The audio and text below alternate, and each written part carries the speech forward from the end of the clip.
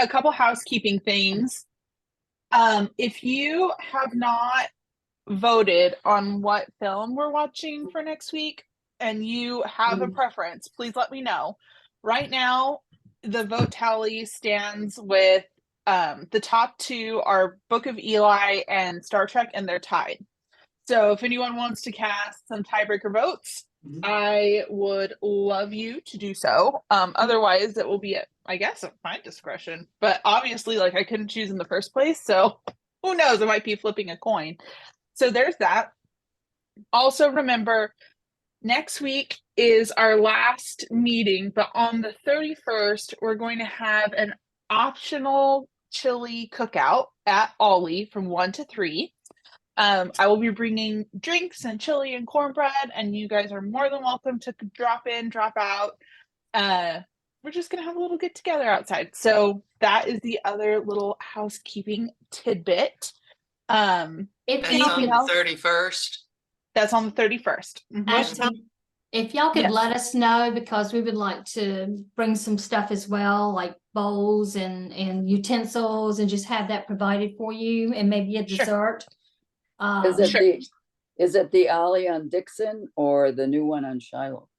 It's the one on Dixon. We don't move to the new place until mid-July. Okay. Well, I will tell you now, unfortunately, I can't attend on the 31st. Oh, I'm giving a Zoom tour for Crystal Bridges at 2:00. Oh, well, I hate that, but I'm glad that you're doing something fun, and it's not like a dentist appointment or something. No. Okay, so Sandra, I will let you know. I have that little note in my notebook now. And I will go ahead and change my vote for the movie because I don't want to hear the Book of Eli. I will go for Star Trek. Okay, Star Trek it is. So now we're 3-2. So if anyone else who hasn't voted would like to vote right after class, if you will send me your vote via email, don't have to say it out loud, and then I will send an email out at the beginning early tomorrow morning with a link to the video so everybody can watch it and kind of let you know what we're going to be doing. So, okay. But for today, other questions, other thoughts? Okay, great.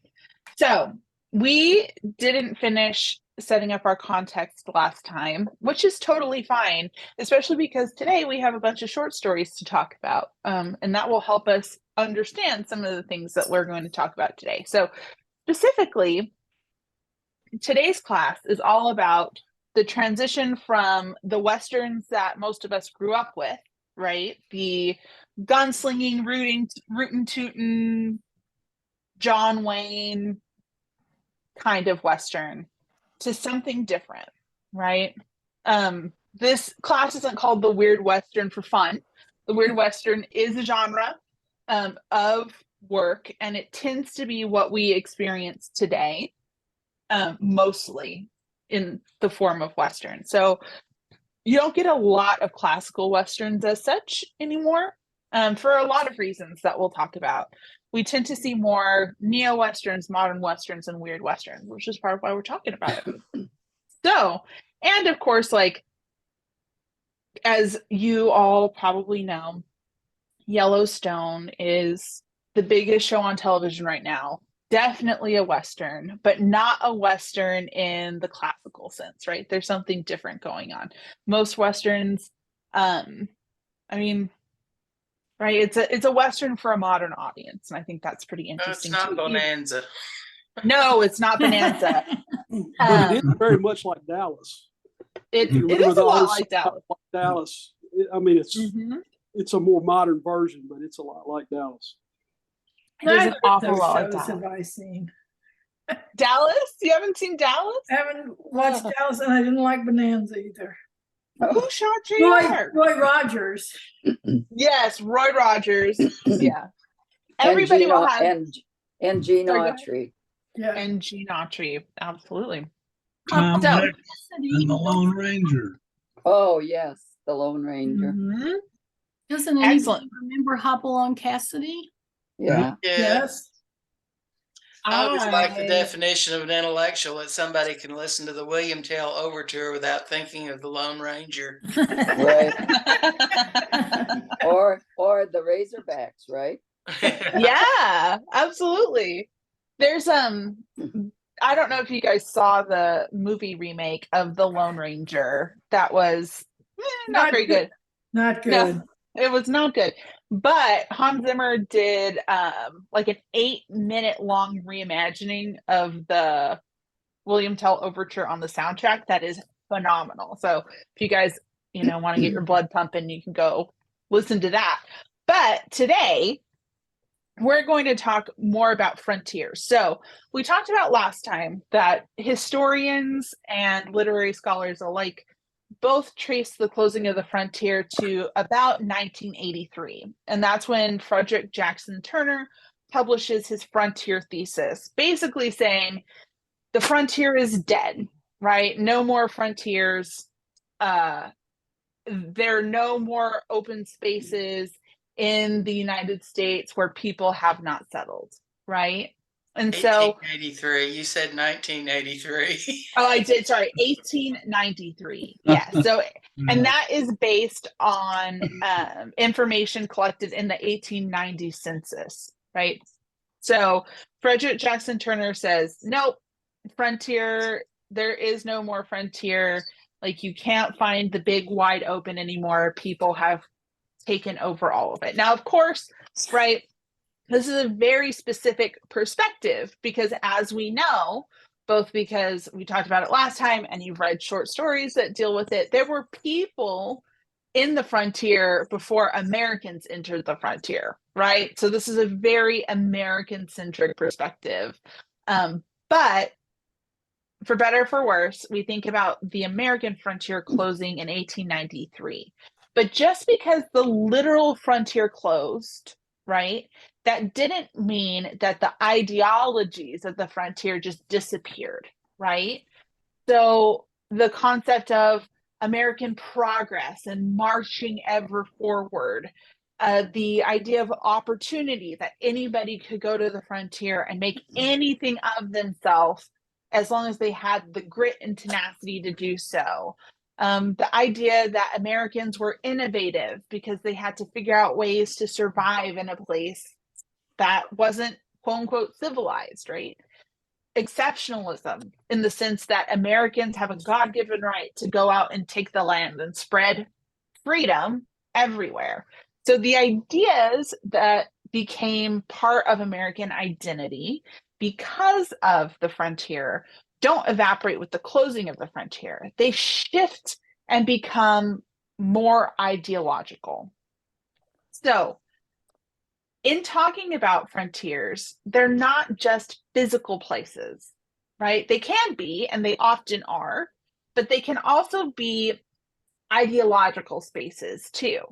And that comes from the definition of a frontier. So I got super fancy, guys.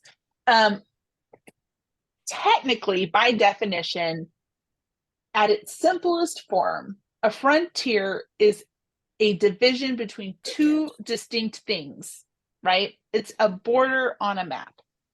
But in practice, right, frontiers look like this. They're not solid lines trying to keep people and ideas out, though they do, right? Borders definitely keep people out.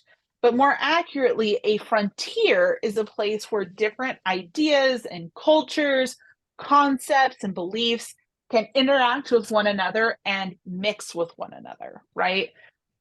Some more contemporary thinkers have moved on from calling it a frontier and instead call them borderlands, right? The idea that it is a space that exists between two things, abuts, right? One thing abuts another thing along a border, even though you might not cross the border into a totally unknown land, right? But the most important thing to remember about frontiers is that frontiers are not stable.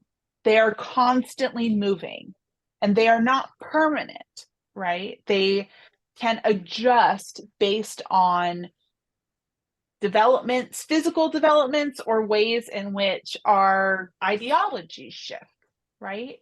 Doesn't frontier and sort of incorporate the idea of movement? Yes, it does, right? Frontier is something you move into and move out of, right? It is not a stable place. It moves around and you move in it and out of it, right? You don't just stay in one spot. Once you stay in one spot, you become a settler. And once you settle a place, right, it's no longer a frontier. So frontiers are constantly moving. And that actually brings me to this quote by Paul Tillich. He's a very famous Western historian. And he writes, existence on the frontier in the boundary situation is full of tension and movement. So Jesse, exactly what you were saying, right? Things are constantly, I always showed my students your knuckles kind of bumping against one another as you move them back and forth, right? There's tension and then it breaks off and your fist is able to move forward a little more. That's kind of what a frontier is like. Tension builds up, the tension explodes or resolves, and then you move forward a little bit more until there's more tension, right? So you're constantly fluctuating and brushing up against new ideas and new landscapes, right? So Tillich says it is in truth not standing still, but rather a crossing and a return, a repetition of return and crossing, a back and forth, the aim of which is to create a third area beyond the bounded territories, an area where one can stand for a time without being enclosed in something tightly bounded, which is all to say that frontiers don't have the same rules and laws and structure that a society would have, right? A frontier is a place where you can test out new ideas without necessarily being punished for them. And you can become something else that you maybe wouldn't have been if you had stayed in the quote unquote civilized world, right? So, can you guys think of can you think of anything that would qualify as a frontier today? The moon, space. Yes, right? Absolutely. Those jets. Artificial intelligence. I think absolutely, right? Yes. US-Mexican border. Yes, it's absolutely US-Mexican border. The borderlands, I don't know if you guys have spent any time there in El Paso, where I grew up, or, what is it, Brownsville? Yeah, a little further south in Texas or in Arizona or New Mexico. They really encapsulate this idea of mixing, right? It's El Paso is kind of half Mexico, half US. Most of the population is Mexican. Spanish is spoken as often as English. We celebrate Mexican holidays and American holidays. It's a place of mixing and crossing back and forth constantly. So yeah, the US-Mexico border would absolutely count, right? All of those are intelligence would be one. Yeah.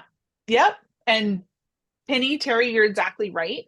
This new technological frontier where a lot of development is happening and there aren't very good rules around it, right? We have no I am now putting my own perspective in here, but I'm a little worried about it. I would love for there to be a little regulation around it, but right now there's not, right? And that's something that frontiers are known for, is being sort of legally ambiguous. Elon Musk is even worried. What? Elon Musk is even worried. Yes. And he's a dingleberry. So if he's worried about it. Develop it. I mean, he was one of the pushers of it. And now he signed the list of people who said, wait. This is happening. Yeah, absolutely. Right. Frontiers are all well and good until you can't control them anymore. But I interrupted Jesse. This is much better than sitting over there. Jay, what did you say? You were saying something and we both started talking at the same time. I think Jesse was talking about lawlessness, right? That frontiers tend to be lawless places. Oh, yeah, that's what I said. Mm-hmm. Because society hasn't come through and structured it up yet, right? There's still a lot of potential for it to become almost anything. And that's both the appeal of the frontier, right? Which we've seen in the stories that we read for today, but also, as our stories pointed out, the danger of the frontier, right? It's a two-sided coin. I have another thought that just came to me that I hadn't thought quite this way until now. But a frontier is really the edge of where we've gone so far. And that sort of, that holds that implication of pushing against it. Yes.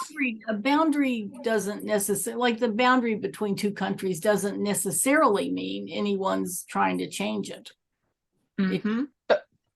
But frontiers are places of progress. You're exactly right, Jane. If there's one word to keep in mind about an American frontier specifically, is that we're always thinking of that as a place where there is progress happening, right? And American progress, for better or for worse, is fundamental to American identity, right? Americans are all about progress.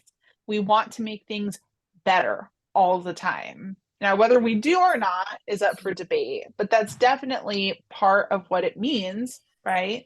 To be American is to believe in progress. And so as literal frontiers have become harder to find, the frontier has become a symbolic place or an ideological place. So any space that is untamed and allows for freedom, that contains danger, but can lead to great reward. So as Frederick Jackson Turner, our friend, wrote, in this advance, the frontier is the outer edge of the wave, the meeting point between savagery and civilization. So it is the place where we are moving into, right? But it's also a paradox, because when you move into the frontier and you start to occupy it, it's no longer the frontier anymore. So in Hawaii, they are creating new frontiers with the lava that flows out of Kilauea. Does that count? Absolutely counts, right? The land itself is literally changing and becoming something new. Yeah, creating. Absolutely, that counts, right? Yeah. And if we think about AI, right, as a frontier, yes, an ideological frontier, the same thing counts, right? AI is the outer edge of what we know, as Jane was saying. It's right at the bleeding edge of what technology can do.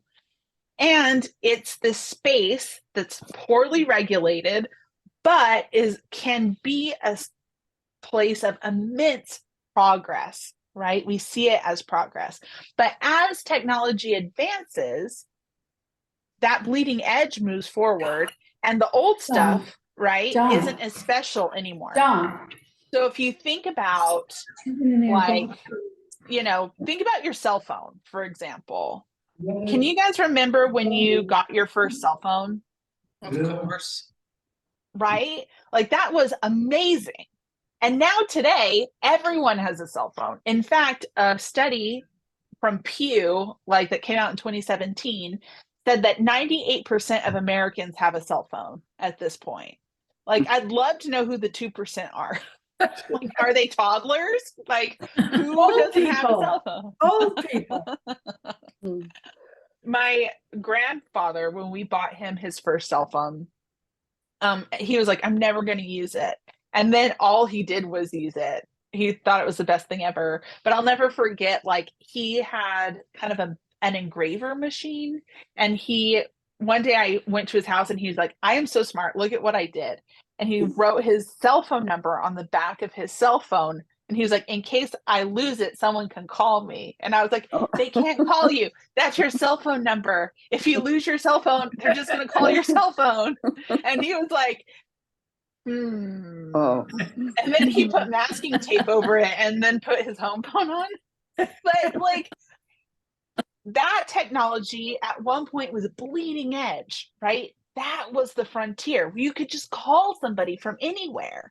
And now today, if we leave our phones at home, it's almost anxiety inducing, right? They're ubiquitous. They're a dime a dozen.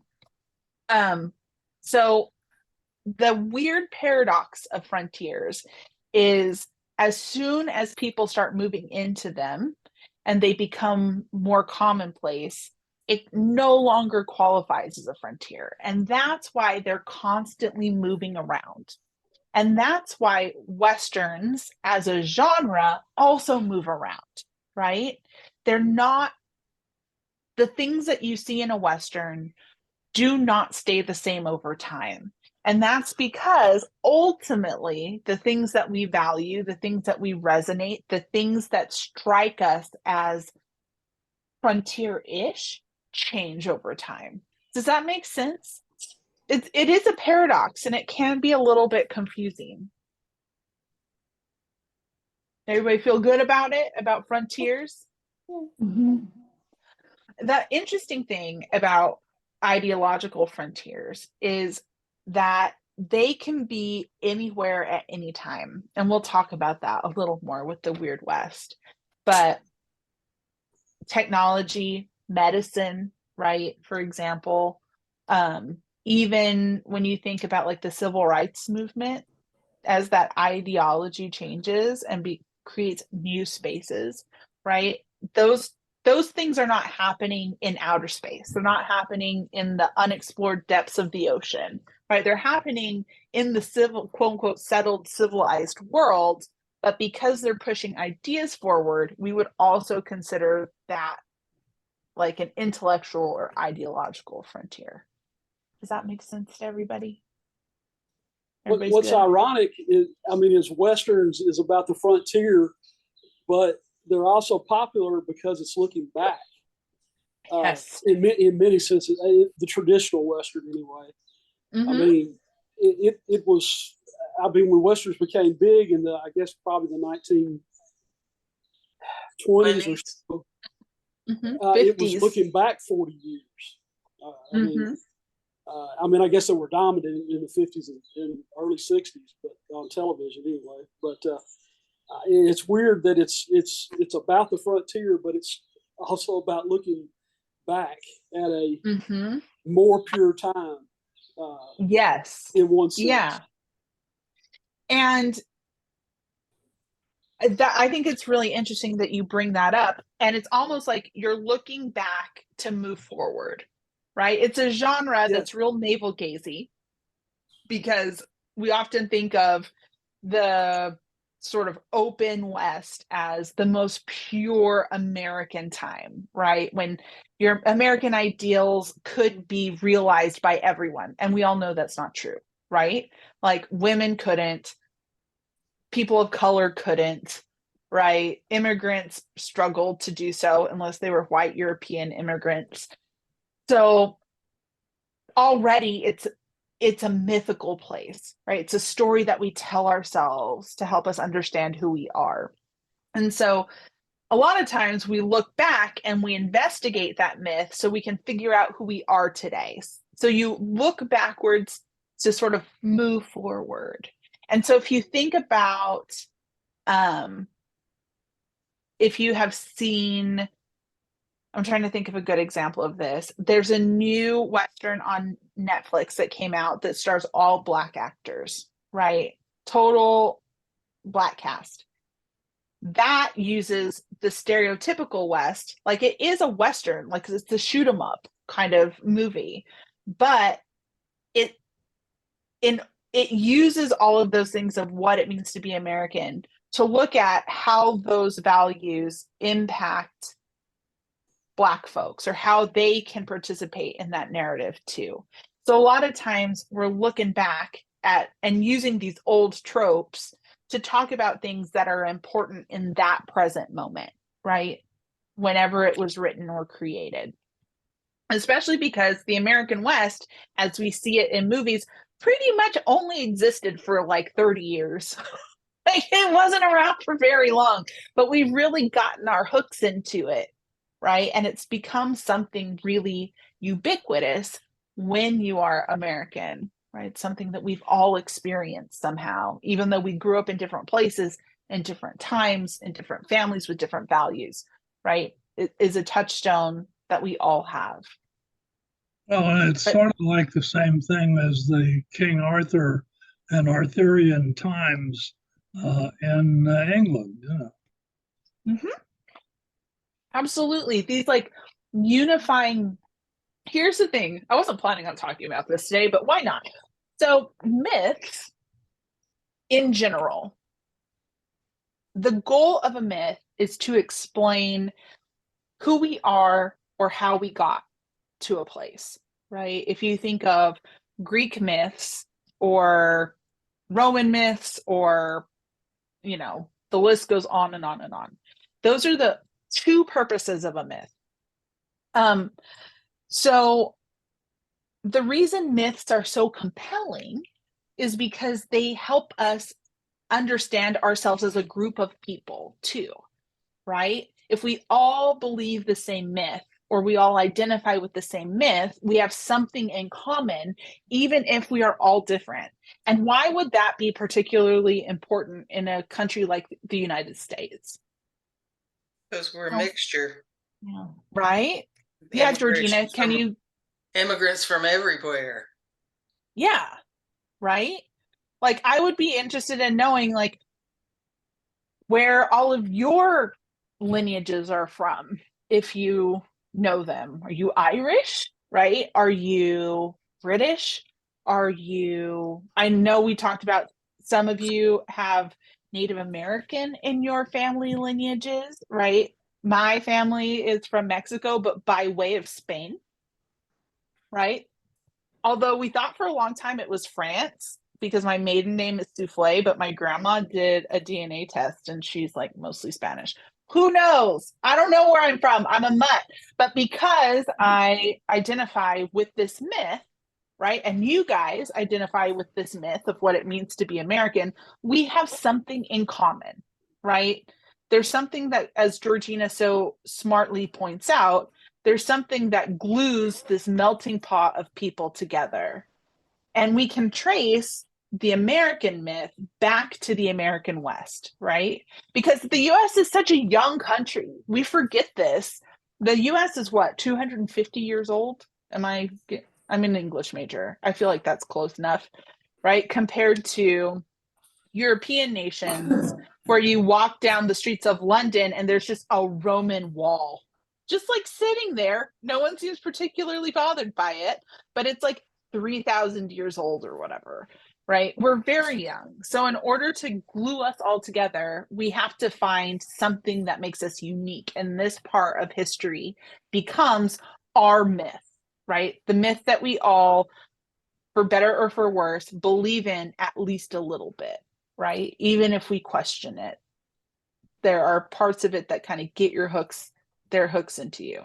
So if you think about American identity, just as a tangent, but I do think this is important, what are some of the elements of the American myth that help define who we are as a people?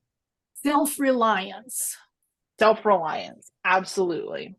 And we can see these reflected in the stuff that we read for today, right? So I'm just going to jot these down.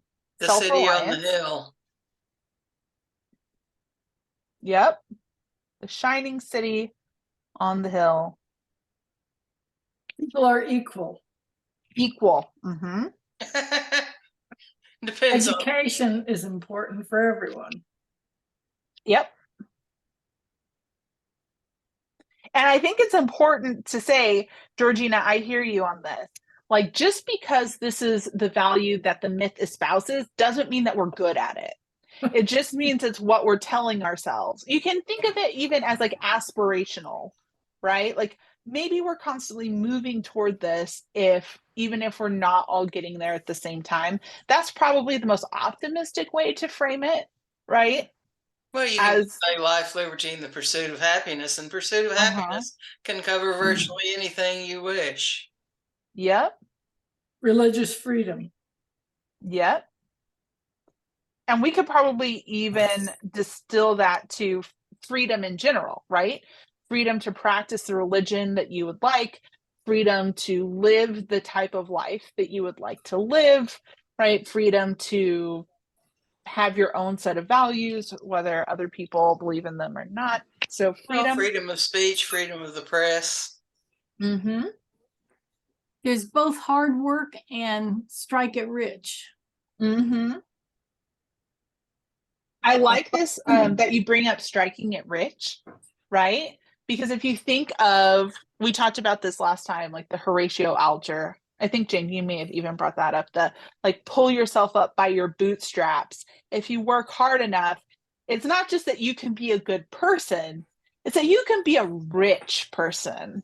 So there's something about money, finance, that's kind of hard baked into who we are as a nation, right? There's also something interesting that just occurred to me about this idea of, because you're obviously right, you could get excluded from a lot of it by being a woman or by not being a white European, but really they didn't all have the chance either. Just being a white man kept you from getting knocked out off the group in the early stages, but it did not in any way guarantee that anything would work out for you at all. No, it didn't. And it's one of those stories where like you hear the successes more than you hear the failures, but plenty of people went out west and lost everything, right? They took all their money, moved out west, ended up poor, destitute, ill, and dead. That happened a lot, right? But that wasn't the story that surfaces. It's the success stories, like the potato king who figured out how to irrigate his potato field better than anyone else, and at one point in the late 1800s was producing more potatoes than any farmer in the world, right? He was a Chinese immigrant. That's the story you hear. You don't hear about all of the Chinese immigrants who were basically enslaved to make a railroad and died in the process. That's not the fun story. The same thing with the gold rush to Alaska and to California. Mm-hmm. One man, one vote. Yep.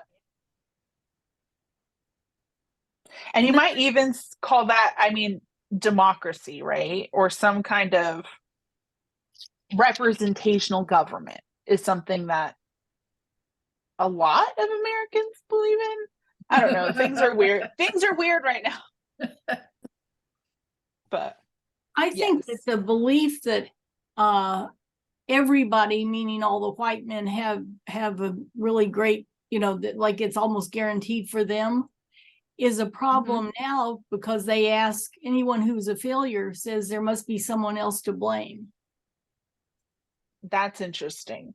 I had not thought that before, but I think I didn't say it particularly well, but I think you get what I mean. Yeah. So it's like I should have a chance to be a great success. I should be able to go out and just make lots of money and have a great life and do things my way. And I can't. It hasn't worked out. I'm a poor drunk living in a shack. It must be somebody's fault. Oh, yeah, to do with universities, helping poor people get in, or ethnic groups. Yes. So there's something maybe missing in the myth about culpability, perhaps, right? And I do think that that these beliefs manifest themselves in weird ways.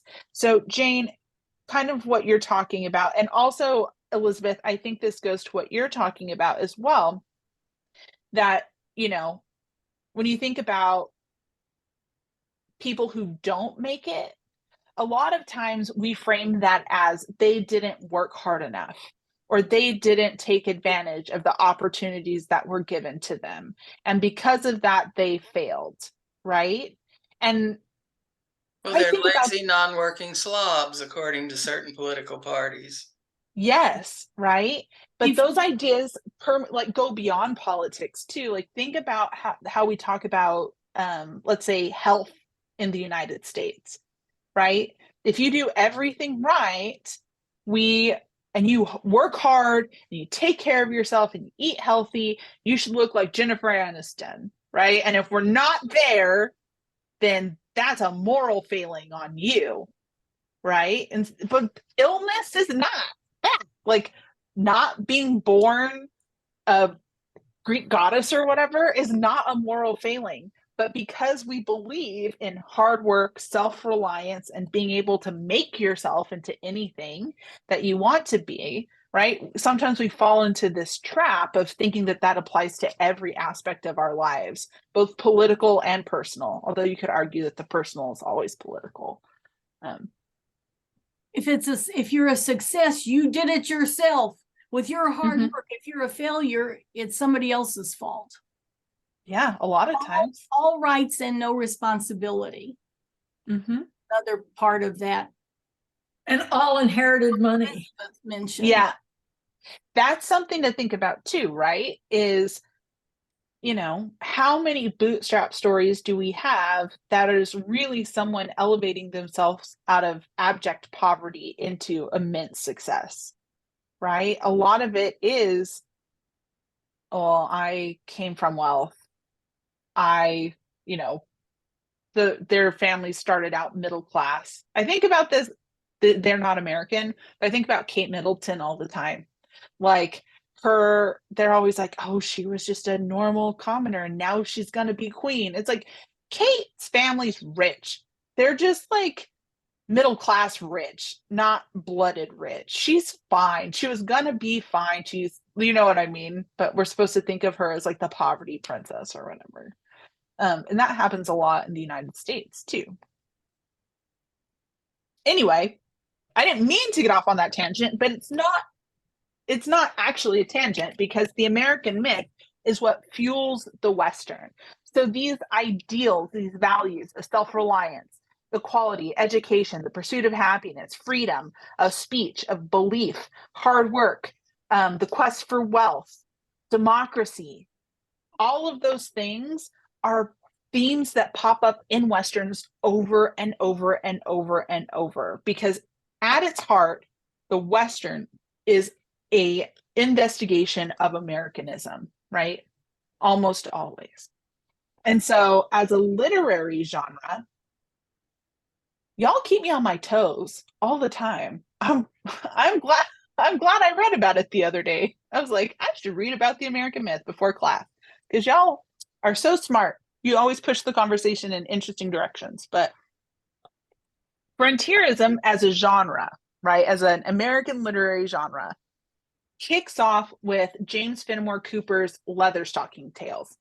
This is a series of 5 books that are published between 1827 and 1841. And they are not set in the West as we think of the West, right? As like cacti, desert, etc. They're set in Appalachia. But remember, the frontier is moving during this time. So in 1827, when The Pioneer, I think that's the first book, The Pioneer comes out, America had not yet purchased the Louisiana Purchase, right? So the frontier really was in Appalachia. It makes sense that the books would be set there, right? And so the Leatherstocking Tales become incredibly popular domestically, even more popular abroad. And they kick off this fervor about frontierism, right? These stories trickle down into dime novels. Dime novels were serialized stories that were published in little magazines that you could buy for, you guessed it, a dime, right? And it was, you would get little pieces of stories about the same characters doing amazing things. They're the precursors to comic books today, right? Comic books owe what they have to dime novels. And dime novels are really interesting because they help create the American myth as well. Because what they do is they take real people and tell fantastical stories about them. So Buffalo Bill Cody, real person. Wyatt Earp, real person. Daniel Boone. Daniel Boone, yes, actually existed. Flesh and blood people that are having these amazing stories written about them. So we have in this period, it's almost as if these legends have come to life, and you can see them at like Buffalo Bill's Wild West show. You've read about their feats of daring do, and then they're just right there, right? Almost like the West made manifest. And that is what gives the West its validity for Americans, right? It cements these ideals as important, but it also is what helps it gain traction, right? It's like, oh, there's Buffalo Bill. He really did this stuff, which he did, but also he didn't, right? It's all highly exaggerated, if not at least moderately Those untrue. stories about him aren't true. Elizabeth, I'm so sorry. I'm so sorry that I've ruined it for you. But no, they're not. But his stories do fit into this classical Western model. So, for those of you who are familiar with Joseph Campbell's The Monomyth, this is going to look super familiar to you. This is just a very, very, very typical mythic story structure. Lots of stories follow this particular plot structure, right? So here's how it breaks down. You've got a hero. This hero is normally, in a lot of stories, pretty ordinary, kind of a normal person, and they get a call to adventure. They have to go on a journey, right? This journey almost always takes them into some kind of frontier, right? In order to go on this journey, they have to have a mentor or assistants. So this is either a wise person who guides them, or they could have sidekicks, or both, right? Once they've got their little group together, they cross into the frontier. They cross the threshold, right? They've gone from the ordinary world where they know how everything works into the extraordinary world of the frontier, where danger is around every corner, but also like they could achieve greatness if they complete their journey. As they wander through the frontier, they face many trials as they work toward their ultimate goal. Once they get close to their goal, they can taste it, right? It's right there. They end up in crisis, right? All of their plans start falling apart. They get injured and they don't think they can achieve their ultimate goal. The bad guy shows up and beats them to a bloody pulp, on and on and on. But the thing about the hero is that they can overcome.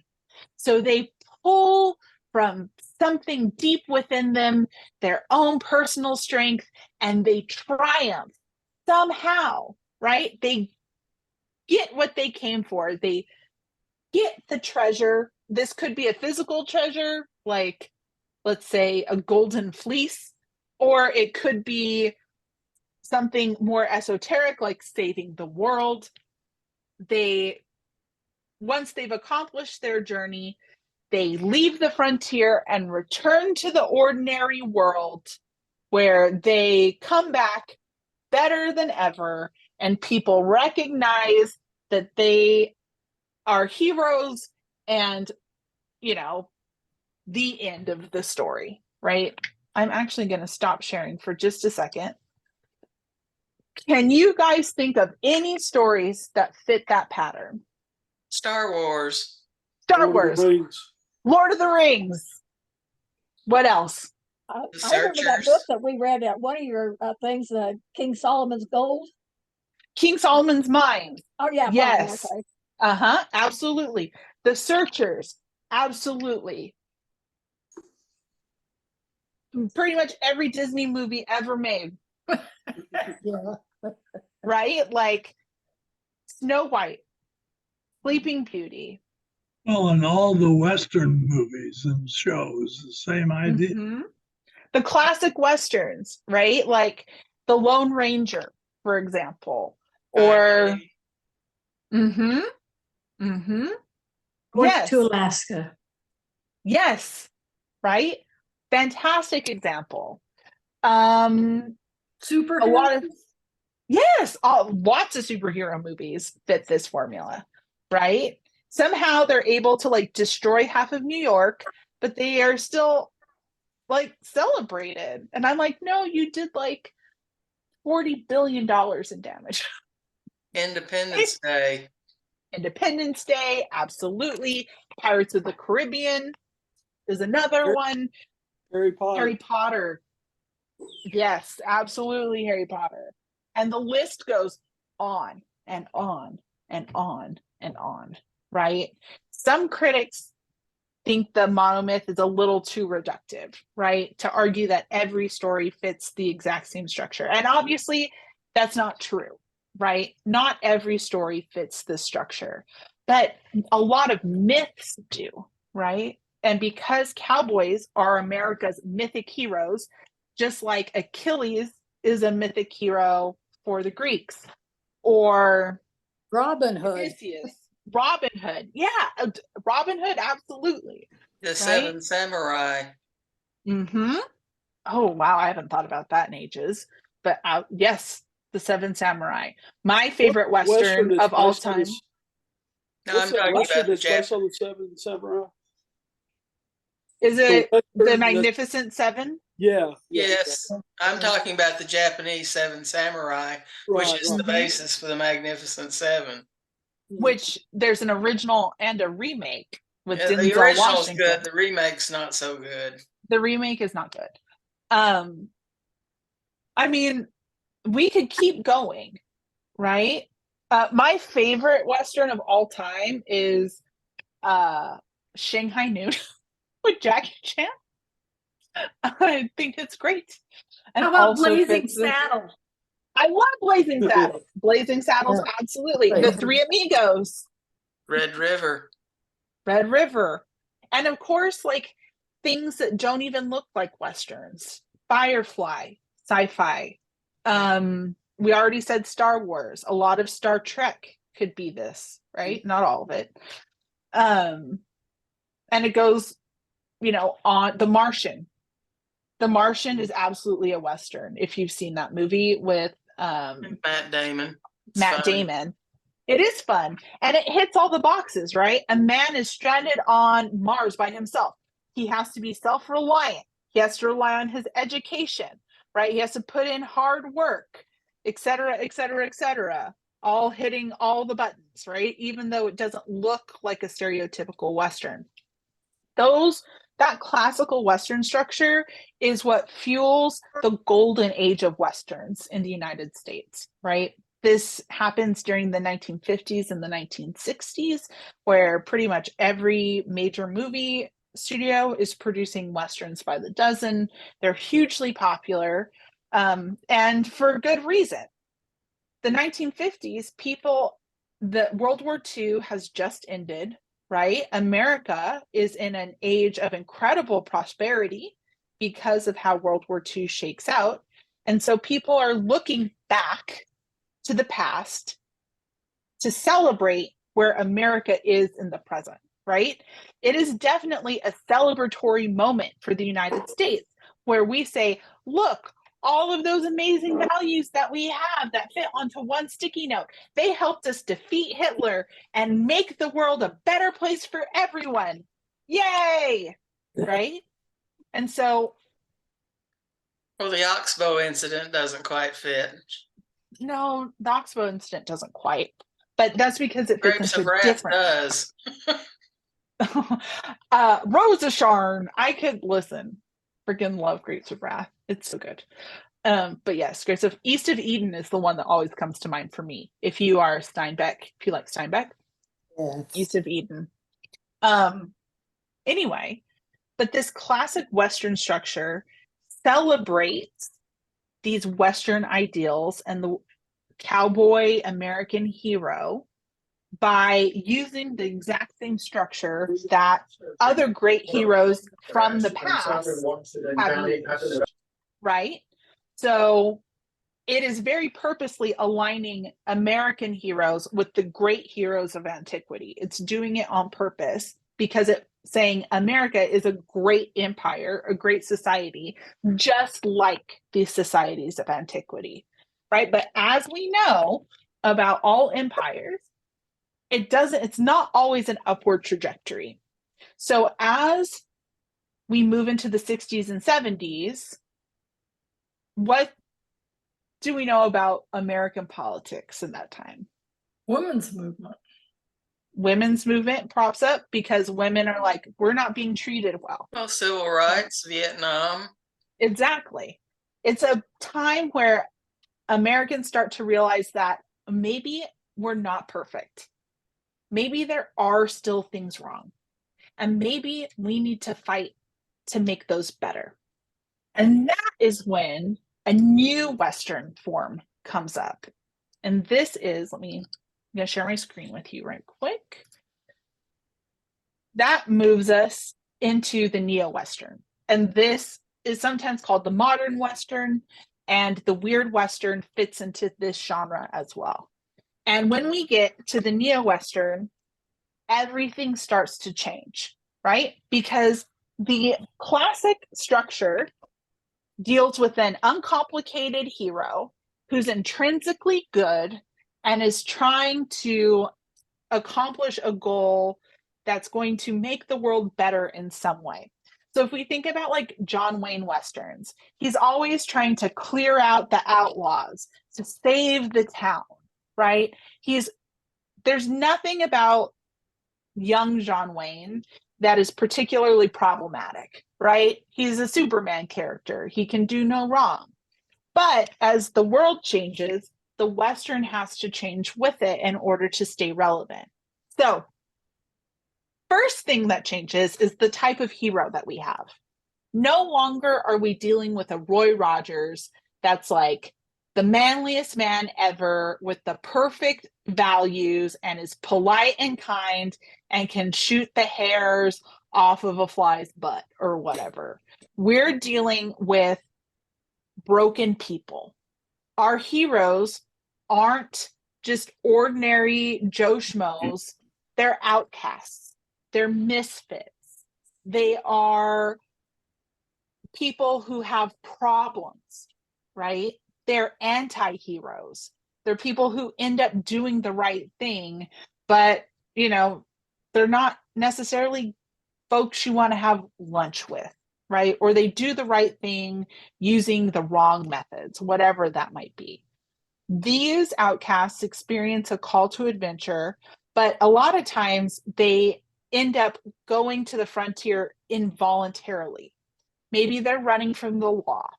Maybe they fall on hard times and they have to move. Maybe the frontier is the only place where they can be accepted for who they are. Whatever the case is, maybe they're kidnapped. That happens a lot.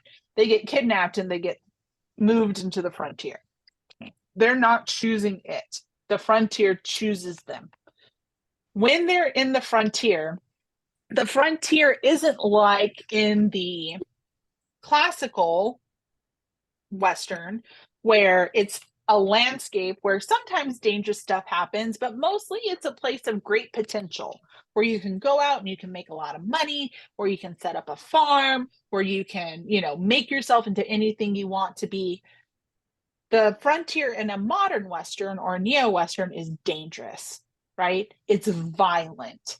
It prioritizes individuals over communities. The communities you see in the frontier are broken in some way, right? They're riddled with crime. They're riddled with poverty. And the frontier gives total freedom. There's no lawman, right? If you think about John Wayne, the Lone Ranger in these classical Westerns, they're the law bringing order to these uncivilized places. The modern Western or the neo-Western flips that on its head, right? There's total freedom. Anybody can do anything they want. The law has no power here, right? The anti-hero, the outcast or the misfit, goes through a bunch of trials, ends up experiencing a crisis along the way. But in this case, the only way for them to achieve their goal is through physical suffering. This is a concept called regeneration through violence. It's coined by a theorist named Richard Slotkin. And basically, he argues that in the modern Western, the hero has to be physically punished, right? Has to go through some kind of physical violence and come out the other side to be successful. You see this a lot, and you don't realize you see it a lot, especially in movies where like the crisis is a fight scene between the good guy and the bad guy, and looks like the bad guy's going to win, and the good guy's like crawling across the floor, bleeding everywhere, right? That, and yet is somehow able to succeed. That is a regeneration through violence. Okay. And after the hero comes out the other side, they are transformed. This is not always a positive transformation. Sometimes these people have PTSD. Sometimes they have physical injuries that they can never overcome, right? They might learn a lot, but it's at a cost. And they are so transformed that this hero cannot return to the ordinary world because that person no longer fits in, right? The frontier has changed them so fundamentally that they can't fit back into civilized society. They might try, but ultimately they have to leave again because they just can't comply with the rules, with the structure, and with, basically a lot of things that would dictate their behavior. They can't do that anymore. So they return to the frontier, or they never leave in the first place. So, and we've already talked about this. Here are some examples of Western anti-heroes, right? Clint Eastwood in his Dirty Harry movies. He's not the golden boy John Wayne, right? And there's definitely his morality is a little questionable. Han Solo, same thing, right? He is an imperfect character who gets thrust into Star Wars without choosing to be there, and uses kind of not always on the up and up means to get what he wants. Jack Sparrow, absolutely this, right? He goes out on the Black Pearl. He even is cursed, right? To where, I don't know if you've seen the movie, but he picks up gold, right? He turns into a skeleton in the moonlight, et cetera, et cetera, et cetera. But none of these people end up going back into society and being law-abiding members of the civilized world, right? They always exist in the frontier. Like, can you imagine a movie where Jack Sparrow says, well, I guess I'm done being a pirate. I guess I'm just going to open up a shop. Like, we don't even want that for him, right? Part of what makes him a compelling character is that he does things that we would never do, and he exists in places that we can never go, but we get to experience that world through him, right? Only in the first movie. The other two were duds. Yeah, the other two were not great. Ashley, I'm glad you put Jack Sparrow up there because it reminds me to mention something that came up as you were going through things last week. Mm-hmm. How much the Western has in common with the stories that we read about explorers. Yes. The earlier genre, mm-hmm. Going off into the unknown and shooting, bushwhacking, and saying you own everything, and finding the fountain of youth, or finding El Dorado, or finding dinosaurs, or finding this crazy woman who can't die, if you remember She, or, and the list goes on and on. Think about Indiana Jones, right?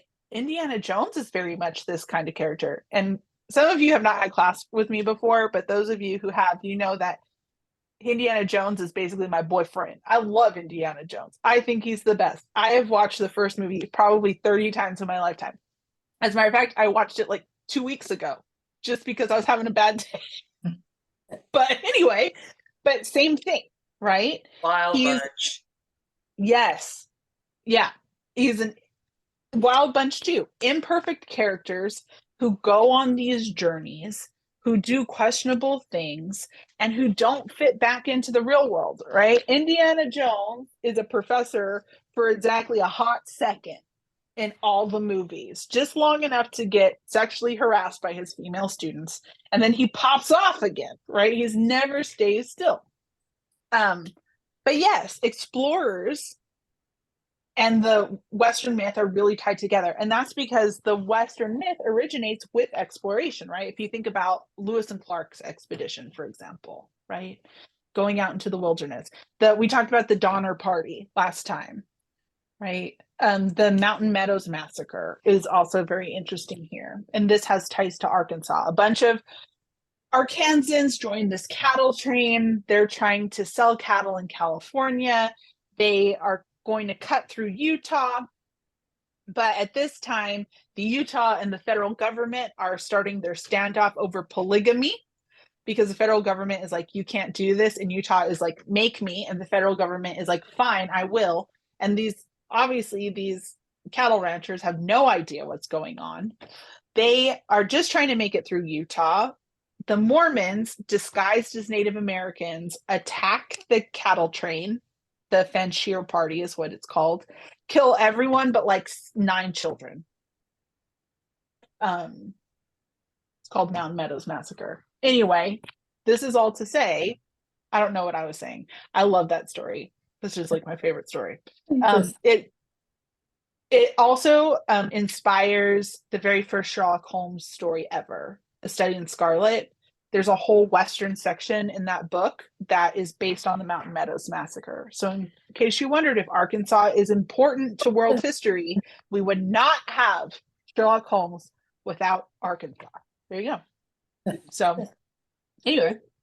That's interesting. Isn't that interesting?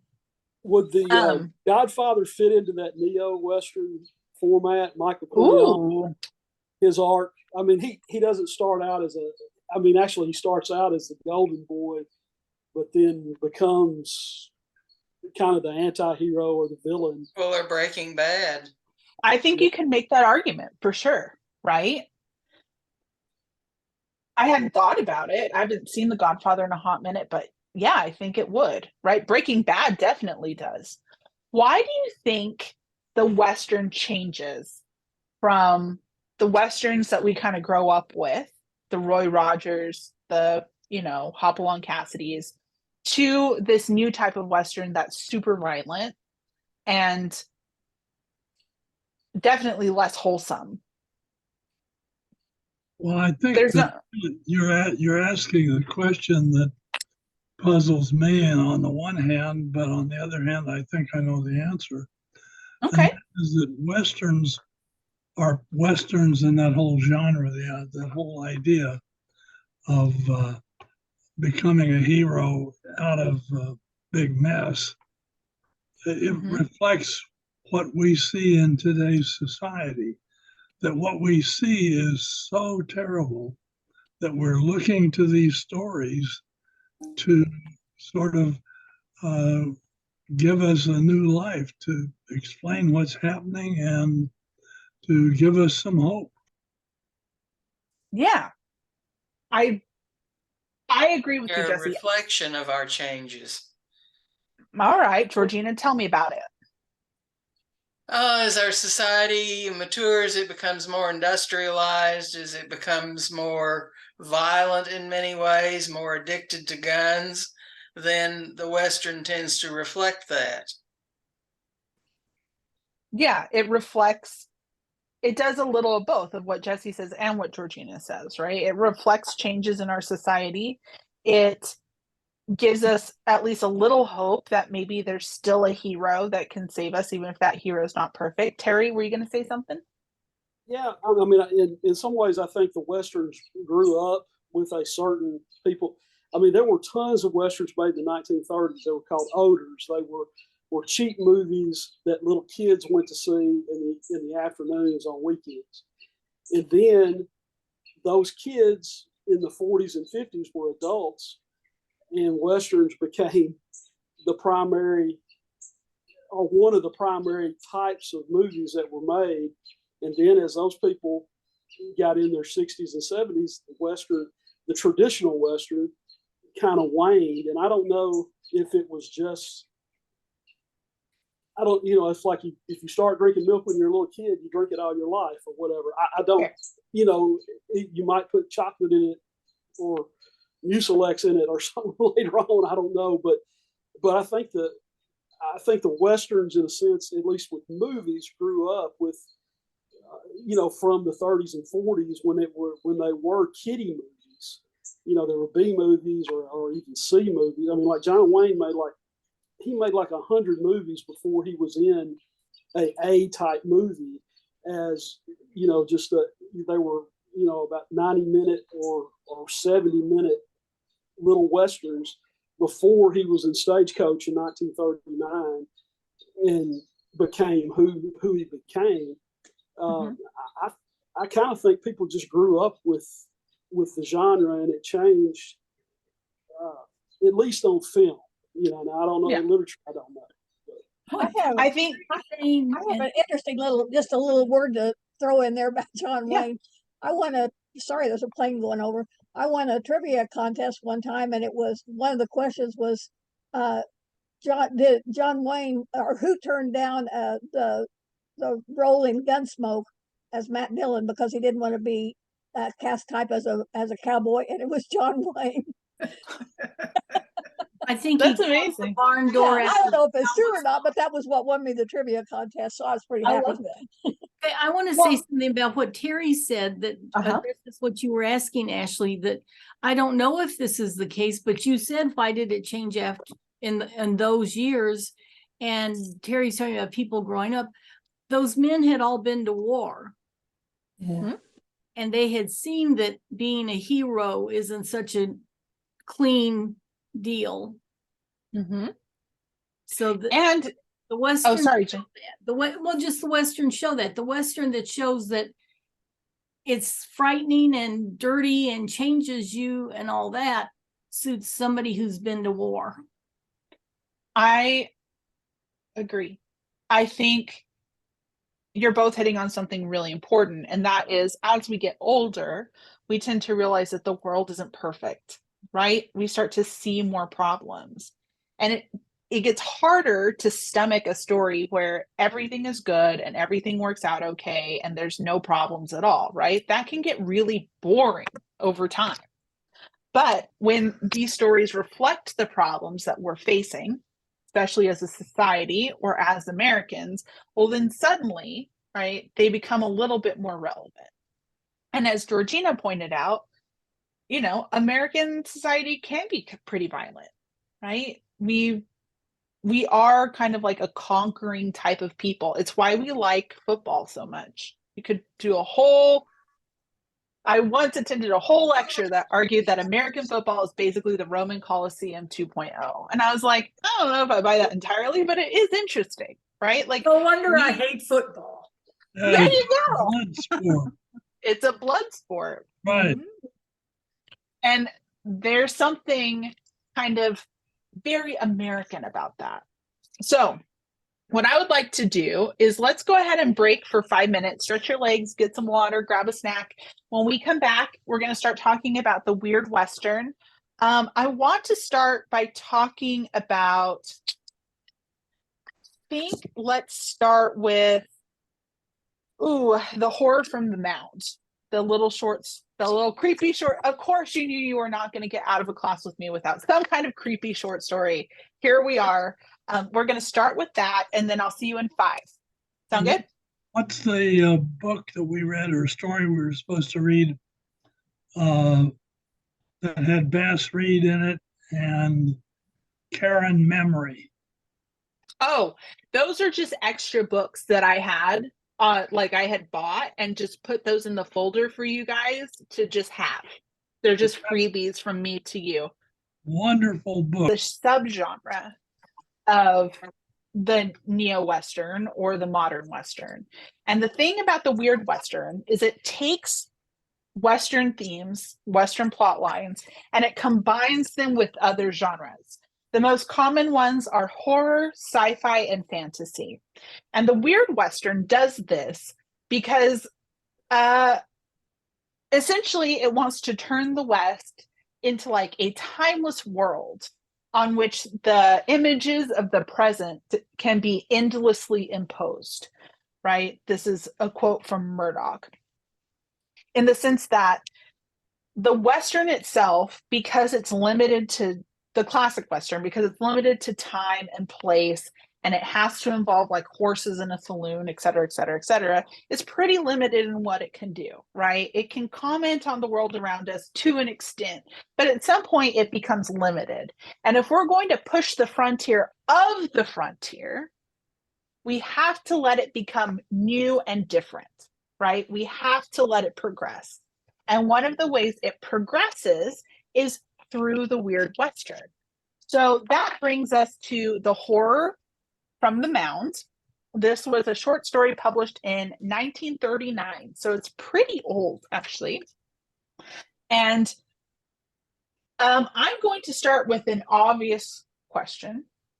What makes this story weird? There are no wrong answers to this, honestly.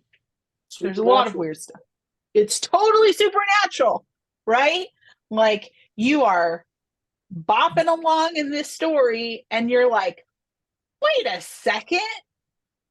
Is this going the direction I think it's going? And then boo, vampire, right? Very exciting toward the end. The frontier is often associated with the supernatural. And that's because the frontier tends to be dangerous, unknown spaces. So if you think about like Bigfoot, right?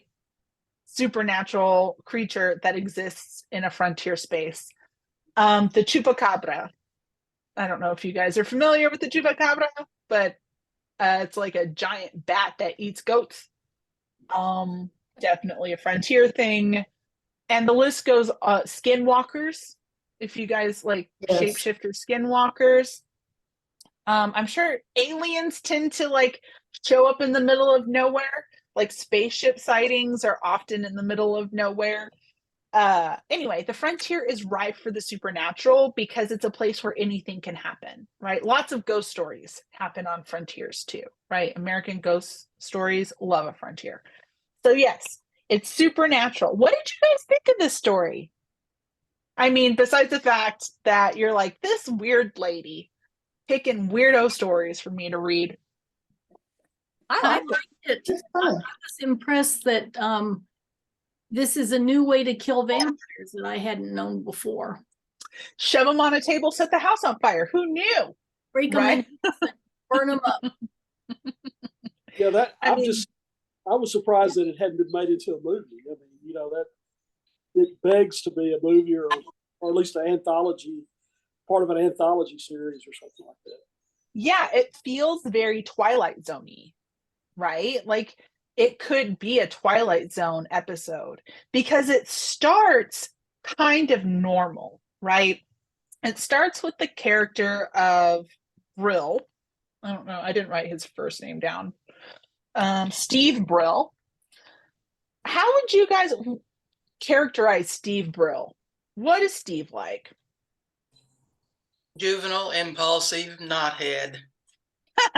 Yes, I also did not love Steve, I will say. But he's impulsive, right?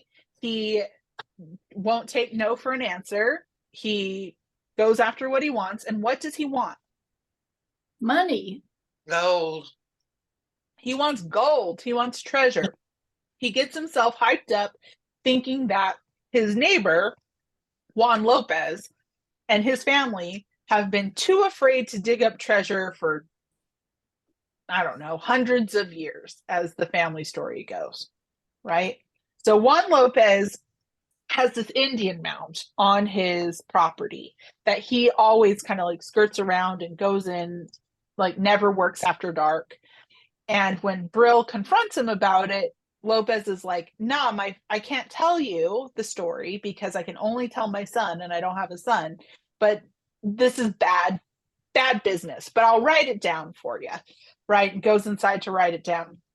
And Steve is like, oh, this simple-minded guy, like he just doesn't have the backbone to do what needs to be done. You know who has the backbone to get rich? Me. And so he goes out there and he starts digging up this Indian mound. So we talked about Brill being impulsive, a knothead, absolutely. Anything else about Brill that stood out to you guys?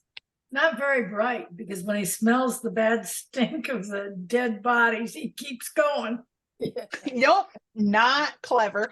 Or maybe his greed outweighs his common sense. Even if we give him the benefit of the doubt and we're like, okay, maybe he's not totally stupid. Well, at that point, that starts to show us how powerful an incentive this like strike it rich mentality can be, right? Like how, I don't know. I don't even want to call it motivating, because it's not really motivating. It's almost like all encompassing, right? It's like the only thing he can think about. I I don't think think he's not a very imaginative person. He's he thinks in very concrete terms. Mm-hmm. So he doesn't lend any credence at all to Juan's concerns. No, he That doesn't. story just doesn't even make him nervous. It doesn't. And in a lot of, and interestingly enough, Juan says at some point in the story, you know, he says, there have been more than Indians in this country. In the old times, strange things happened here. I have heard the tales of my people handed down from generation to generation, and my people were here long before yours, Senor Brill. So that's kind of an interesting thing for Juan to say. Why do you think he points that out to Brill? I mean, Brill doesn't want to hear it, right? Brill thinks Juan is stupid. Brill thinks Juan is superstitious, whatever. But why do you think Juan says this? That's a very strange thing for him to say, right? I don't know why Juan would say that, but I just back up 1 second. But I think that one of the possibilities is that Steve Brill probably would have never paid any attention to that mound at all had that guy not walked all the way around it. And I think it's like all of us.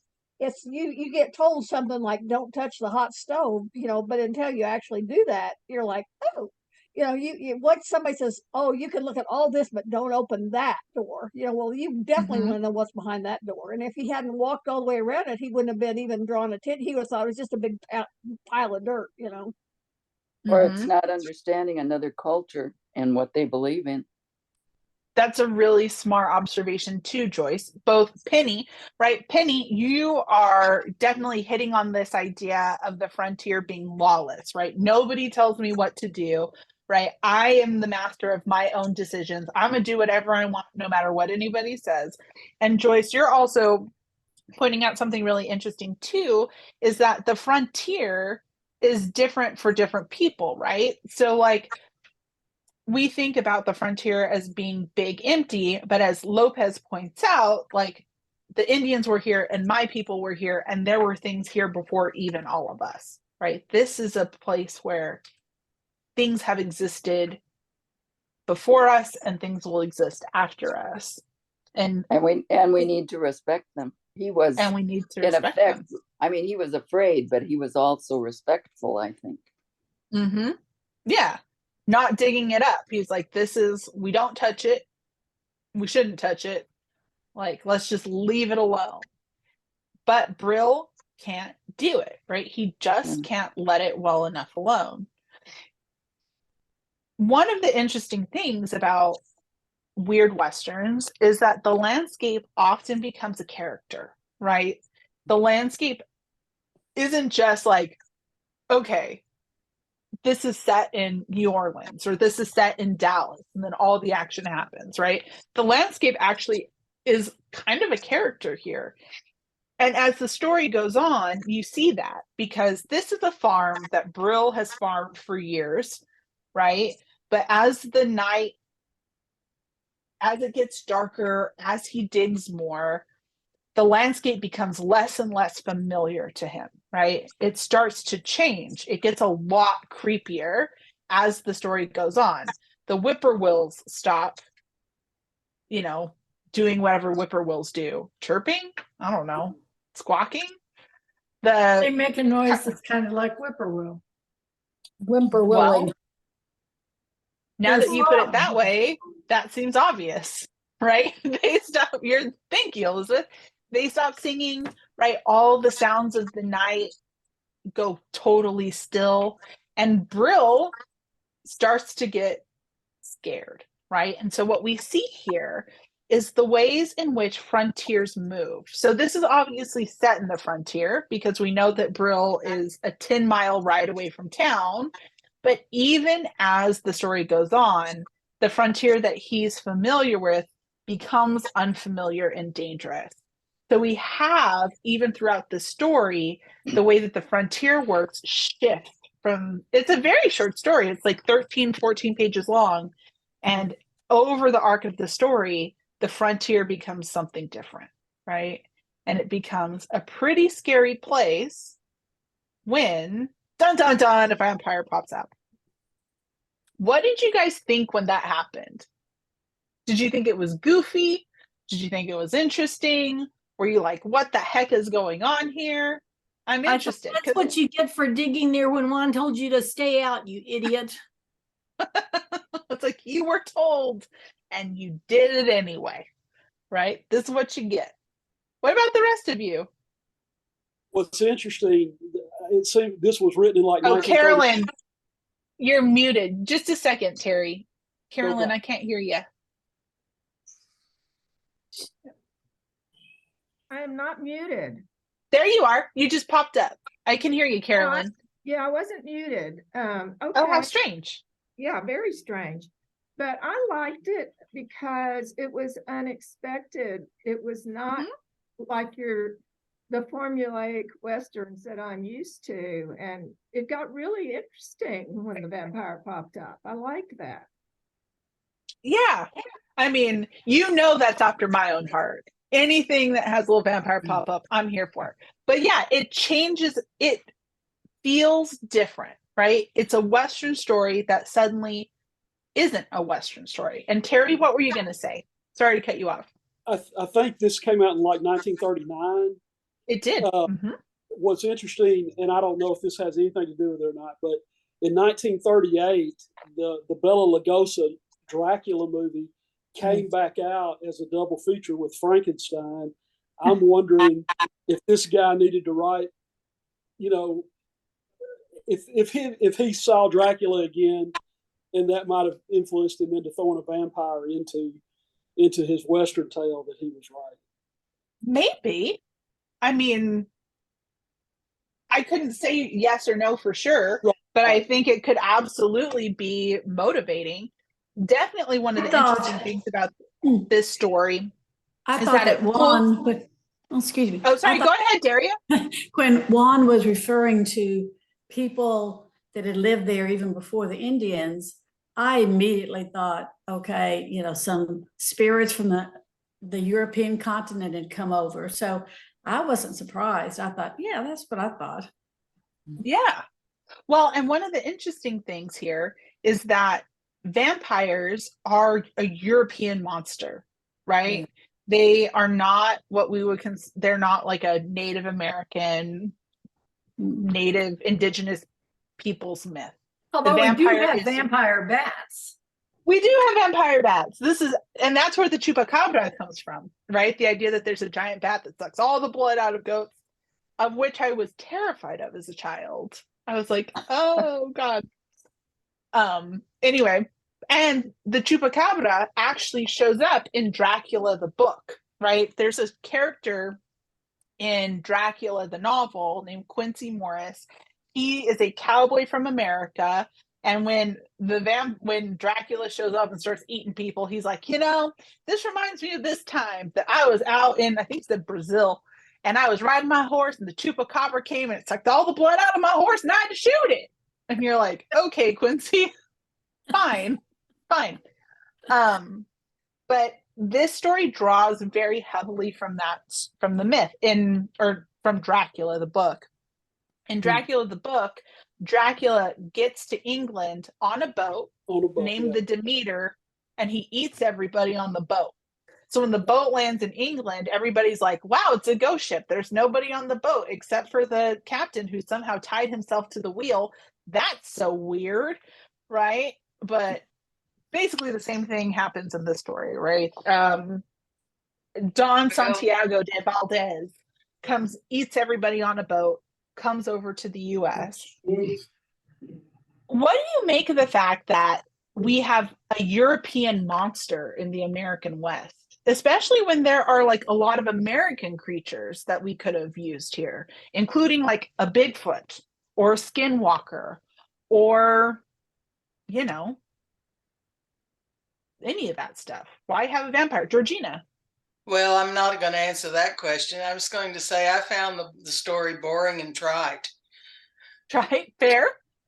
It's very dime novel-esque. Well, yeah, it was very. I'm glad you have say a that Jubal because I don't in my know. head, and then you have a vampire popping up out of a tomb, which, you know, was an obvious importation. Mm-hmm. So I just didn't care for it. That and That's interesting. the Chinese thing, I didn't care for it that either. I think that's really interesting. We'll get to the Kin Liu story in just a second. For this one, I do think one of the ways to approach this particular short story is thinking about it like a dime novel, right? A very pulpy fiction, very digestible little story. I know you said, Elizabeth, you didn't like it. Why didn't you like it? Which the writer's dead. I don't care. Said, you know, it was just, it was too obvious. Too obvious. I think that's totally fair. Totally fair. And there is this moment where it comes up empty and you're like, is this really going to happen? And then it's like, oh, okay, we're doing it. Right. There is a vampire here. I would have rather have heard about Mexican ghosts or something, you know, that was. Yeah. Yeah, the most interesting character in it was Mustard. Mustard the horse. I do love Mustard in Kin Liu's story. I'm going to kind of circle back to a question again, which is why a European monster? Why have a European monster here? We're familiar with familiar, yes. The European monster. Some of those other things are very recent. You know, yes. But everybody knows about vampires. Yeah, I think that's absolutely I think that's very clever, right? The idea that this is a monster that you don't have to introduce, right? The minute you see the like bites on the neck, if you're in the 1940s or beyond, like this is post Dracula. Dracula was like, I think 1890. It's in 1890, 98, I think.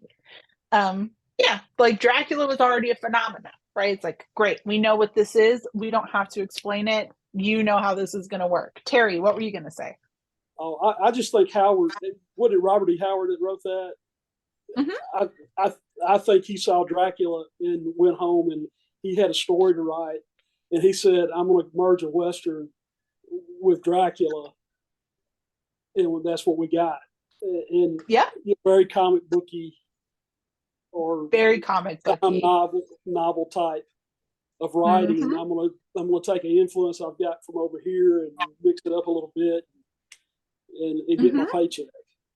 Well, it was all Europeans. It was all Europeans that came, and the European horror came with them. Yep, absolutely.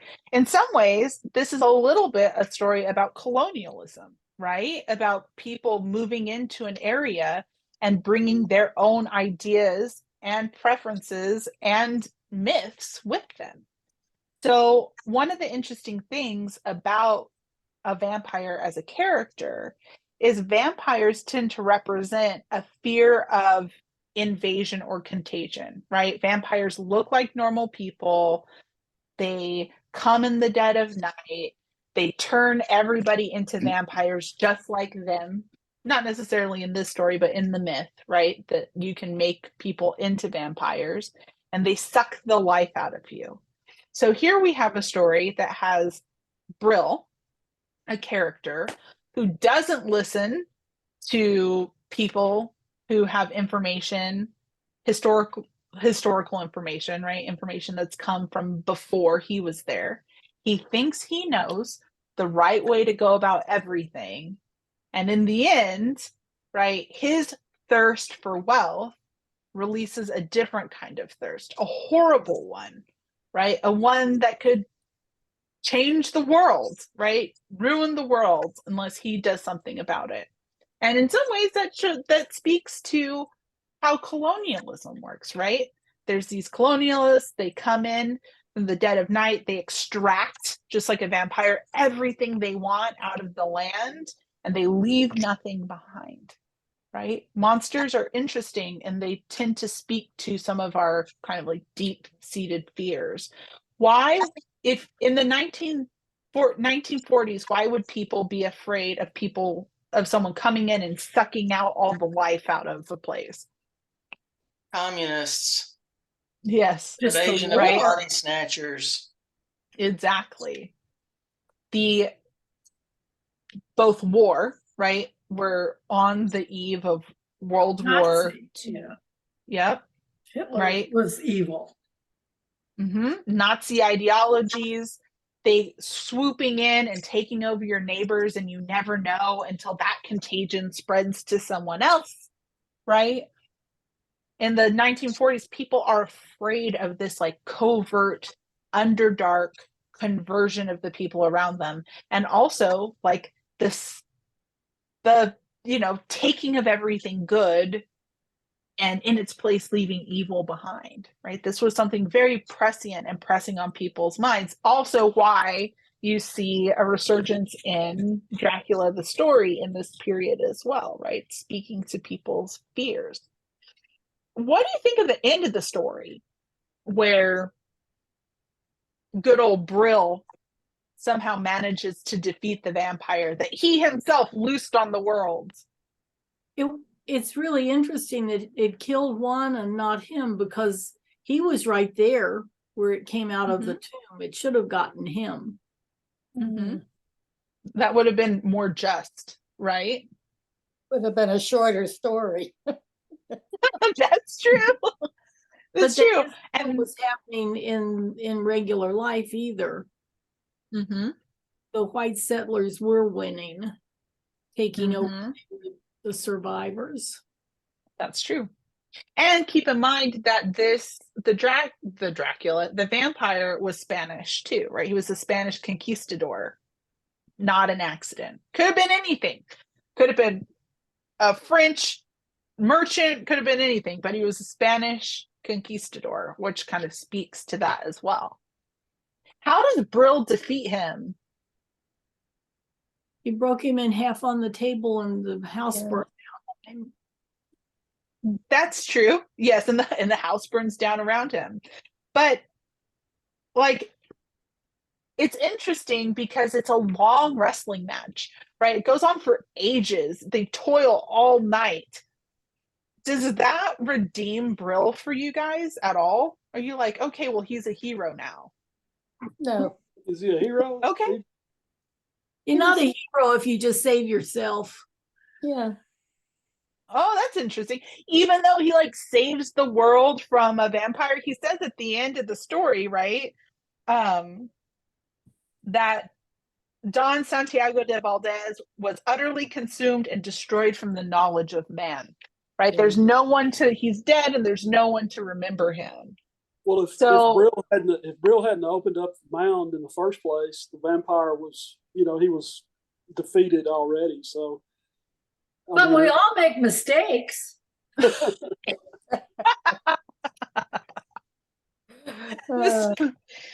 size of the mistake may matter in that. We're like, we all make mistakes. Like, not everyone unleashes unmitigated evil on the world, Brill. Okay, so him defeating the vampire doesn't redeem him, Terry says, because he started the problem in the first place. I'd go for redemption. You go with redemption. Tell me, Elizabeth. Just because he fights and fights and fights, doesn't give up. I mean, yeah, If a That's vampire interesting. walked in my house, I'd lie down on the floor and go, "Oh, It was I wouldn't fight." self-preservation. He just wanted to live. Yeah. He wanted to live. I've seen too many vampire movies. That vampire's not dead. He's going to come back. Yeah, that's yeah. Like if I don't see a Hanging on head, the table, how does that kill somebody? It didn't. it just broke his back and he couldn't move. There's this interesting quote where it says about Brill, as Brill's pioneer ancestors fought hand to hand against brain-shattering odds, Steve Brill fought the cold, dead, crawling thing that sought his life and his soul. Why do you think they say like, oh, this is like a pioneer? Because they fought Indians. They did, right? They fought They were Indians. scalped and things they Mhm. would have not imagined if they were still in Absolutely. Europe. Absolutely. Do you think the story is trying to make us think that he is reconnecting with something, values or beliefs that are better than Brill is in that moment? Do you know what I'm saying? Do you think it's trying to say, oh, well, he embodied the pioneer spirit that we all admire and love, and that's why he could beat the vampire? Or do you think it's a cop-out? Yeah. I mean, Howard is dead. He is not going to be mad about what we think about his story. I think it's a he pretty had weak X story. number of words to wrap up the story with, so he wrapped it. He's like, okay, we got to get this over with. I think you're right. I think he had a deadline. I think he needed to pay. I think, he just cobbled that thing together pretty quick and let it fly. Fair. I'm interested. It's very interesting to me that he's not redeemed for a lot of you. Because Elizabeth, I sort of saw it as maybe he realized that what he had done was wrong. And by killing the vampire, like, we're supposed to say, okay, well, he won't do that again, and that's fine. But everyone else is like, no, absolutely not. Yeah. He was fighting to save himself. I mean, I guess that's heroic, but But maybe not enough, right? Well, maybe not enough. He started the problem and he ended it, so I guess that's good. But I don't know. He's just not a hero, period. Yeah. Oh, I thought he Yep. performed rather heroically at the end. I thought it was a redemptive act. Mm-hmm. And but if we think Carolyn, obviously, I think we can read the story both ways, right? My impetus is to kind of see it as a little bit redemptive, but we definitely have a regeneration through violence, right? His struggle is incredibly violent. This is an incredibly violent little story for it being as short as it is, right? Lopez dies. There's an extended fight scene. Apparently, Brill is like bleeding from the head because he's like, he had to wipe blood off of his face or what have you. And the vampire's death is pretty graphic, right? He's like crawling along the floor like an insect. He catches fire and dies. And in terms of how a neo-Western works, we have Brill literally go through fire, literally, to get to the other side. Now, whether he's changed or better, the interesting thing about a weird Western or this type of Western is you don't have to be, right? You can be changed, but it's not necessarily always a good thing. And this story is ambiguous, I think, on purpose, right? To make you kind of think, okay, well, is this enough? Like, has he gone through enough to redeem him for us? And that's something kind of as readers that we look for a lot, is when we have a bad character, we want them to be punished before they can be redeemed, right? Villains, in order to reform, have to go to prison. They have to, repent something. And in a neo-Western, a lot of times it's regeneration through violence. They have to go through physical violence to get to the other side if they ever want to be a better person. And for Brill, maybe he is, maybe he isn't. I think you're putting a whole lot of weight on a very frail framework. Fair enough. I think one of the reasons I chose the story is just because the plot is pretty obvious, right? We can see the way that U-shaped plot works here, in a way that's like maybe not compelling for everyone, but definitely something that fits our narrative arc. And that kind of moves us over to, I know we don't have a lot of time, but that moves us over to our other short story, our other weird Western, What I Assume You Shall Assume. And last class period, I said this is the same person who wrote the Arrival short story. I misspoke. That is a different author, Ted Chiang.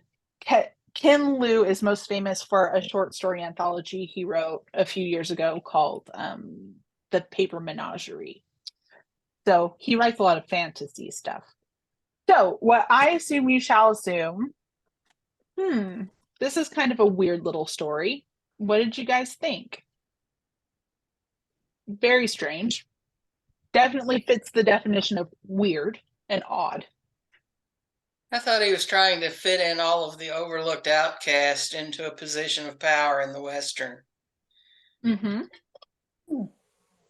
Yeah, flipping it on its head, right? Like trying to give people who in the real West did not have power, Chinese immigrants, namely, right? Giving them power. And the Weird West does create a space where we can explore new things, right? That's part of what makes it weird. And in this case, we have our main character, right? Lu Yun, who, is magic, more or less. And she's dead, right? Oh, at the end? Or just in general? I mean, she's a ghost, right? Or a dead person. She wasn't Maybe. really living, was she? That's a great question. Was she? I don't have a great answer for that. I think if she is a ghost, it's deeply compelling, right? What do you guys think? Was she real? Was she not? I was prepared to like it because I thought, oh, this is interesting and she's magic and what, but it kind of ended up just disappointing me. Like that didn't really go anywhere, or I don't know. It had some interesting sociological commentary. Yeah. Right? It flips. This is one of those stories that flips things on its head, right? Where we see how the Western can be used in fiction to talk about things that a normal Western, a classical Western would not. In a classical Western, there's a very specific type of person that can be a hero. There's a very specific type of person that can be a villain. And then you have, all of these other background characters, if you're lucky, right? You've got maybe a token Mexican, maybe a token Black person, but for the most part, it's a story about it's a very kind of Eurocentric story. And here we have something a little bit different, something where we have a different perspective in place that you might not get, or you definitely wouldn't get in a classical Western structure, which is part of what makes it weird. And of course, magic makes it weird too. Right. I kind of thought both of them were based on like their sacred. Both the stories were kind of based on a sacred beliefs or a sacred meaning underneath the story. That there was an underlying because both of those both of the stories have that kind of mysterious oddball thing about it, but it was also just a like the Chinese, and they're very, very religious. I mean, very not religious necessarily, but a very sacred believing people. And Mexican, Lopez, he was very. I mean, he had his sacred beliefs too, and I just thought that both of them kind of tied together in that way. Yeah, I mean, she thought she was, by eating this paper, she thought she was magic. There was really go ahead. There really was that Christian group in China. That was a historical thing.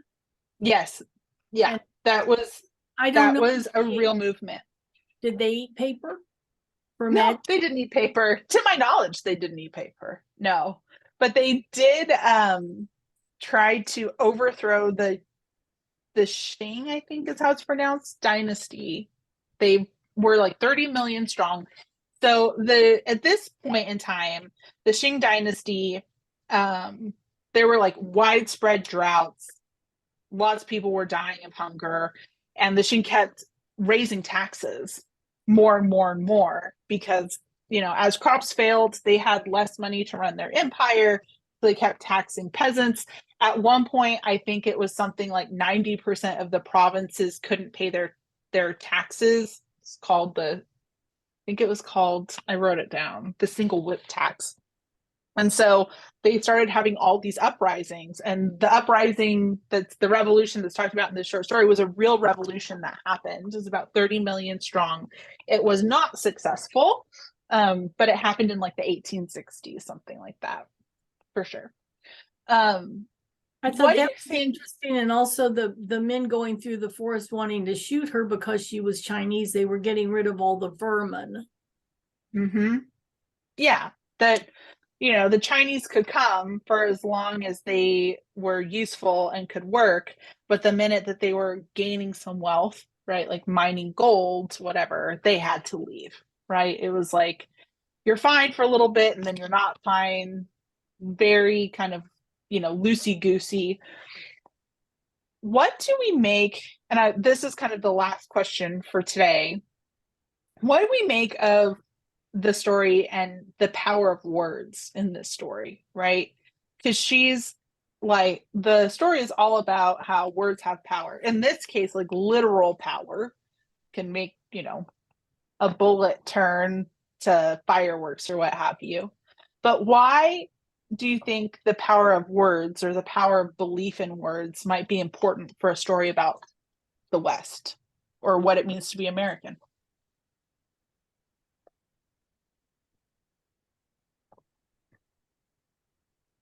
A man is only as good as his word. I think, yeah, right? I think that's one way to read it, and a very clever way to read it, right? That there are a lot of things that you don't have in the West. You might not have security, you might not have safety, you might not have, if you're Amos, you don't even have a place to lay your head at night. But what you do have is your word, and Amos fulfills his, right? What he promises he will do, he does perform. And we see that there's value in that, right? There's some kind of worth in that. What else? Well, literacy is always going to get you ahead. I mean, the fact that his men couldn't even read, right? She figured all this out. And the same with the Christian Revolution, they used words until, I like that part where she was saying that the Christian leaders, their houses were just as big as the emperor's house, And she says, like, the problem wasn't that we were having a revolution. The problem is that we were taking the wrong approach, right? It's like it all kind of went sideways. But maybe if we had a different approach to it, the revolution could work. In the sense that, like, all revolutions are maybe trying to amass power for a few people and not necessarily for everyone. I think that's interesting for sure. If the West is a myth, right? If we think about myths as stories that we tell to help us understand where we came from and to bring us together, why might words be powerful if we think of them that way? Because they are used to build the myth. Yes, right? Absolutely. The words we use and the words we choose help us build the story. So if we're using words that are, this story has all sorts of like slanderous, kind of terrible terms in it, that creates one type of reality. But when we use a different framing, that can change the way that the world looks, right? And when we think about ideological frontiers, the ways in which our words and our ideas can create new spaces and new potential, we definitely see that with our main character, Lu Yun, right? She uses her words to create a world for herself that's full of possibility, even if that's not necessarily the case for other people in the story, including the people that she leaves behind in China, right? So again, in this short story, we have another weird Western that kind of tips things on its head, right? We see the ways in which this isn't like the Buffalo Bill stories that we read, right? The little boy who shoots a bandit through the heart, who we didn't even get to talk about today, right? Which amazing that a 9-year-old is out there shooting bandits. Love it. I love that for us. All right. So we are out of time for today.